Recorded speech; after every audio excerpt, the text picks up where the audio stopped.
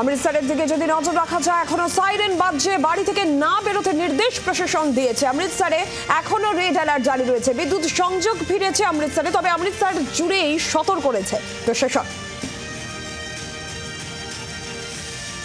Cease fire पर सहमति होने के बाद भी लगातार पाकिस्तान की ओर से अमृतसर में ड्रोन भेजे गए हैं। आपको बता दें कि जो रात बीती है इसमें ड्रोन भेजे गए हैं और हिंदुस्तान यानी कि भारत ने डिफेंस सिस्टम ने उनको डिस्ट्रॉय कर दिया, न्यूट्रलाइज कर दिया। और आपको बता दें पाकिस्तान एक बार फिर जो है अपने इस सहमति के मुद्दे पर मुकर चुका है, यानी कि पलट चुका है। लगातार पाकिस्तान अपने इन बयानों की वजह से ही जाना जाता है कि वह मुकर जाता है, अपने बयानों से पलट जाता है। और एक बार फिर आपको बता दें कि अमृतसर में सीज फायर की उल्लंघना रात को जो है वो पाकिस्तान द्वारा की गई है। और इसी के बीच अगर हम बात करें सरहदी क्षेत्र की, जम्मू में भी कई जगह पर ब्लास्ट की आवाज़ें सुनाई दी हैं और पाकिस्तान की ओर से जो ड्रोन भेजे गए उन पर भारत ने आक्रमण किया और वो ड्रोन नष्ट कर दिए गए, डिस्ट्रॉय कर दिए गए, न्यूट्रलाइज कर दिए गए। ट्रंप के पास जाकर भारत को बोला गया कि हमारे साथ समझौता कर लिया जाए पाकिस्तान की ओर से, लेकिन समझौता होने के बावजूद भी उल्लंघना की गई, सीज फायर की उल्लंघना की गई। अब देखना होगा कि क्या यूएस इस पे क्या प्रतिक्रम देता है। कैमरामैन दिलीप कुमार के साथ परमवीर सिंह औलख, जी मीडिया, अमृतसर।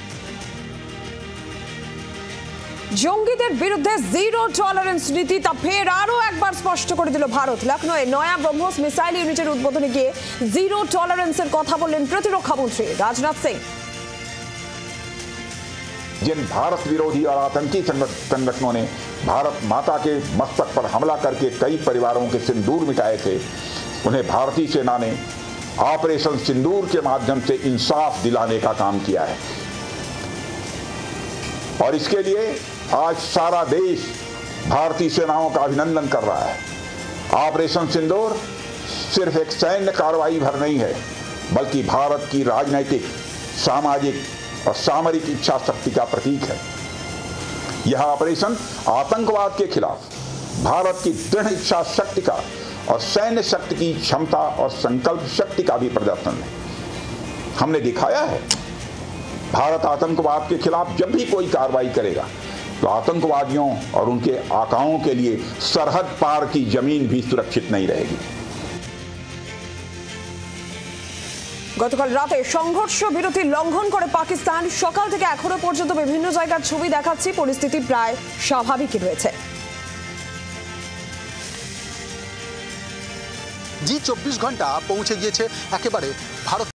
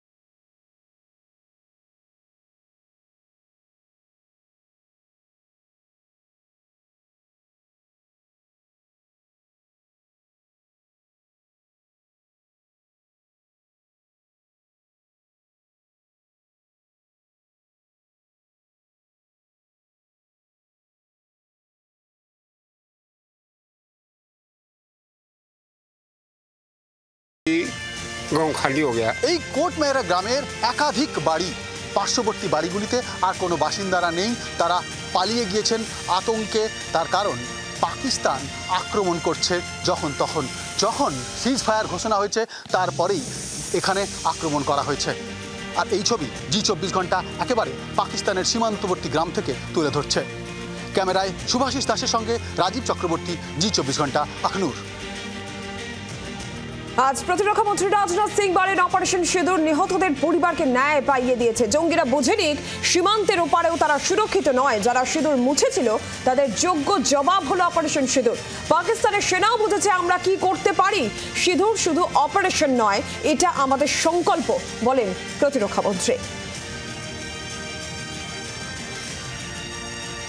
भारत में आतंकवादी घटनाएं करने और कराने का क्या अंजाम होता है, यह पूरे विश्व ने उड़ी की घटना के बाद देखा, जब हमारी सेना ने पाकिस्तान में घुसकर सर्जिकल स्ट्राइक की। पुलवामा के बाद देखा जब बालाकोट पर एयर स्ट्राइक की गई, और अब पहलगाम की घटना के बाद दुनिया देख रही है कि जब भारत ने पाकिस्तान के भीतर घुसकर मल्टीपल स्ट्राइक्स की हैं। आतंकवाद के खिलाफ जीरो टॉलरेंस की नीति पर चलते हुए यह नया भारत है जो आतंक के खिलाफ सरहद के इस पार और उस पार दोनों तरफ प्रभावी कार्रवाई करेगा। यह हमारे प्रधानमंत्री जी ने स्पष्ट रूप से यह संदेश दे दिया है। ভারত পাকিস্তানের মধ্যে সংঘর্ষ বিরতি হয়েছে, কিন্তু কোথায় পেহেলগাঁও হামলার জঙ্গিরা? 3 সপ্তাহ কাটতে চলো, এখনো ধরা পড়েনি জঙ্গিরা। এখনো বৈশারের উপত্যকায় হামলাকারী জঙ্গিদের ধরা যায়নি। কোথায় লুকিয়ে হামলাকারীরা? উঠছে প্রশ্ন, কেন তারা অধরা? উঠছে সেই প্রশ্ন।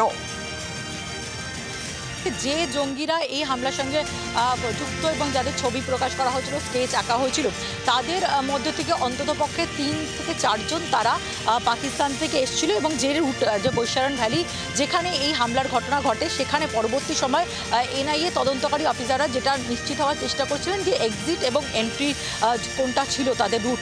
সেক্ষেত্রে দাঁড়িয়ে তারা যেটা অনুমান করছেন যে নিলাম ভ্যালি অর্থাৎ পিওকের দিকে রয়েছে এই নিলাম ভ্যালি, সেই নিলাম ভ্যালির দিক থেকে তারা এইখানে আসে। সেখানে খুব একটা নজরদারি থাকে না, সেই সুযোগ নিয়ে তারা এখানে পৌঁছেছিল এবং সেই সুযোগ নিয়ে পালিয়ে যায়। তাদের যারা সহযোগিতা করেছিল, যারা ওভারগ্রাউন্ড ওয়ার্কার, যারা লজিস্টিক সাপোর্ট করছে, কয়েকদিন আগেই এই রকম একজন ওভারগ্রাউন্ড ওয়ার্কারকে তারা ডিটেন করেছিল।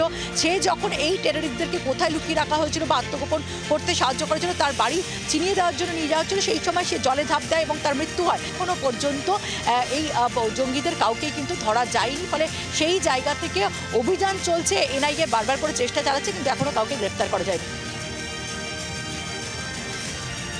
কাশ্মীর ইস্যুতে মধ্যস্থতার ইচ্ছে প্রকাশ আমেরিকার। ভারত পাক অস্ত্রবিরতির পর এবার কাশ্মীর আগ্রহ ট্রাম্পের। ট্রাম্প নিজের সমাজ মাধ্যম হ্যান্ডেলে ট্রুথ সোশ্যালে লিখেছেন, কাশ্মীরের সমাধানে আমি আগ্রহী। কাশ্মীর বিষয়ে দুদেশের সঙ্গেই আলোচনা হবে। 1000 বছরের ইস্যু মেটানো যেতে পারে, লিখেছেন ট্রাম্প। এটা থেকেই বোঝা যাচ্ছে যে ওনার সঙ্গে ভারত পাকিস্তান দুদেশ ওনার কাছে মাথা নত করছে, এটা তো পরিষ্কার। কিন্তু উনি যে 1000 বছরের গল্প শোনাচ্ছেন, 1000 বছরে ইউরোপের ধর্মযুদ্ধ হয়ে আছে জানি, কিন্তু কাশ্মীর সমস্যা 1000 বছরে এটা তো আমরা জানি না। কাশ্মীর তো পাকিস্তান সৃষ্টি হওয়ার আগে ছিল না কাশ্মীর সমস্যা, পাকিস্তান সৃষ্টি হয়েছে 1947 সালে। তো সুতরাং ওনার ইতিহাসের নলেজটা খুব একটা নেই, এটা তো বলে হ্যাঁ ওনাকে আমি কোনো বিদ্রোহ করতে চাইছিলাম, কিন্তু উনি যে ক্রেডিট নিতে চাইছেন এটা পরিষ্কার। ভারত হয়তো পাকিস্তান উনি নিলেন।